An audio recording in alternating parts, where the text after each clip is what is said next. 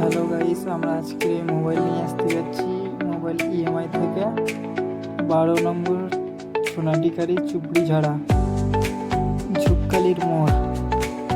Mobile দোকানের নাম হলো মা তারা টেলিকম নাইট মোবাইল দোকান। চলো আমরা আগে দেখে আসি মোবাইল আনবক্সিং কেমন হচ্ছে। ঠিক আছে, মোবাইলের ফুল প্রাইস হলো 33,000। এই ভিডিওর মধ্যে কিছু ফানি ভিডিও থাকবে, কিছু মনে করবে না বন্ধুরা।